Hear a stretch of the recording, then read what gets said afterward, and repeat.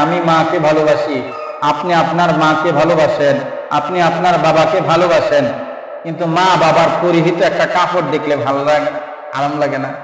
শান্তি লাগে, মনের মধ্যে একটা শান্তি লাগে, যেটা আমার মা পরতো। যদি একটা জিনিস থাকে, অথবা মায়ের একবেলা এক জোড়া চুড়ি ছিল, এখনো আমার মায়ের চুড়িটা আমি রেখে দিচ্ছি। বলে যে চুড়ি এত বেশি দামের না, কিন্তু দামের না হইল পৃথিবী যদি আমাকে দিয়া দেয়, আর যদি বলে তোমার দুইটা চুড়ি দিয়া দাও, আমার দেওয়া সম্ভব না। মার কিছু কাপড় আছে, এই কাপড়গুলি দেখলে বুঝি যে মা আমার এখনো সামনে আছে। মা একটা সুরমা দানি দিয়া কি করতো, চোখে সুরমা দিত। মাঝে মাঝে আমি এটা দিয়া চোখের সুরমা দিই, খুব ভালো লাগে। কারণ মনে হয় মায়ের ব্যবহৃত জিনিসগুলি আমার সামনে আছে, মানে মাটাই আমার সামনে আছে। মায়ের কবরের সামনে যখন যায়, আবেগ আপ্লুত হয়ে যায়, তখন আর নিজের স্থির রাখতে পারি না।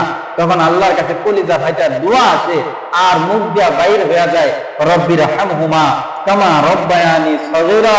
ওগো রব, আমার মার প্রতি তুমি এমন ভাবে সদয় হও যেমন ভাবে শৈশবে আমার মা আমাকে লালন পালন করছে। যার অর্থ এটা, এই দুয়ার অর্থ এটা, আল্লাহ তুমি এরকম রহম আমার মার উপর করো, যেরকম রহম করছে আমার মা ছোটবেলায়, কিরকম রহম আপনার উপর করছে।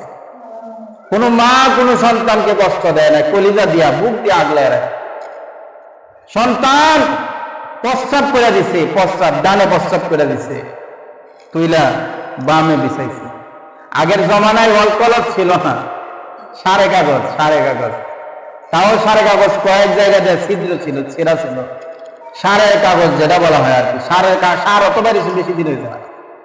এর পূর্বে যে মারা ছিল তখন কি করবো, এক সাইডে যখন ভিজা রাখতো, ভিজায় ফেলছে, প্রস্রাব করে দিচ্ছে। ডান দিকে রাখছে, ডান দিকে যখন ভিজায় ফেলছে, তখন দেখা গেছে জায়গা নাই, মার বুকের মধ্যে রাখছে। বারে বারে প্রস্রাব করছেন, মা কাপড় দিয়ে মুছা আবার বুকে রাখছে।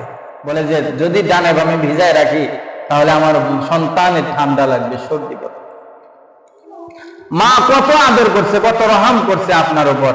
কলিজা ভাইটা যদি এমন দোয়া করতে পারে, আল্লাহ তাআলা ততক্ষণ পর্যন্ত আপনার মনের আশা যতক্ষণ পর্যন্ত পুরা না করছে, ততক্ষণ পর্যন্ত আল্লাহর আরশটা কাঁপতে থাকে। নেককার সন্তান যখন আল্লাহর কাছে দোয়া করে, আল্লাহ সাথে সাথে কবুল করে নেয়। এজন্য মেরে দোস্ত ভাই বুজুর্গ, মা বাবা কবরে শুয়ে আছে, জানি না কোন অবস্থায় আছে। নাসিয়া আদম ফানাসিয়া বানুহু, পৃথিবীর মধ্যে আমাদের আদি পিতা আদম ভুল করছিলেন, এজন্য আমরাও ভুল করি। নাকি কোনো মানুষ ভুলের ঊর্ধ্বে? আর ভুল হইতো, প্রত্যেকটা ভুল হইতো হত্যা, প্রত্যেকটা ভুলই পাপ, মার্জনা। এই পাপগুলি যদি আমি মুছাইতে চাই, এই পাপগুলি যদি আমি মাফ করাতে চাই, তাহলে আমার আল্লাহর কাছে মাফ চাইতে হবে। কিন্তু মা বাপ যদি এমন পাপ করছেন যেগুলির দ্বারা মাফ চাইতে পারে নাই, কিন্তু আপনি যদি দোয়া করেন আল্লাহ না করুক, এমন সিচুয়েশনে কারো মা বাপ না করুক, আপনার দোয়ার কারণে মা বাবার ওই গুনাহগুলিও মাফ হইতে পারে। কারণ আপনি নেককার, যারা নামাজ পড়ে তারা নেককার। বর্তমান জমানায় ওলি পূজা লাগবে না, লক্ষ্য করে দেখবেন কারা ফজরের নামাজে আসে, 5 ওয়াক্ত নামাজ তারা করে, নিঃসন্দেহে আল্লাহর ওলি বর্তমান জমানায়। কারণ যারা নামাজ পড়ে তারা জানে যে ফজরের সময় কয়জন লোক হয় আর জুমার দিন কয়জন লোক। কিন্তু চিন্তা করেন, যারা জুমায় একদিন আয়ে, যারা 5 ওয়াক্ত নামাজ পড়ে, হেরারে কয় কি হইছে রে, কত ফখর নিয়া কয় যে কি হয়ে গেছে। এরকম না বলা, যারা বর্তমান জমানায় 5 ওয়াক্ত নামাজ পড়ে, নিজের চোখকে অবনত করে রাখে, তারাই বর্তমান জমানার ওলি। এই জন্য মেরে দোস্ত ভাই বুজুর্গ, আপনারা যেহেতু নামাজ পড়েন, দিনদার পরহেজগার, আপনারা তো দিনদার ব্যক্তিবর্গ, আপনারা আল্লাহ তাআলার উপর ঈমান আনছেন, ঈমান আনয়ন করে যদি আল্লাহর কাছে চান, তাহলে আল্লাহ ফিরাইয়া দিবে না। নেককার বান্দা যখন আল্লাহর কাছে চায়, আল্লাহ কখনোই ফিরাইয়া দেয় না।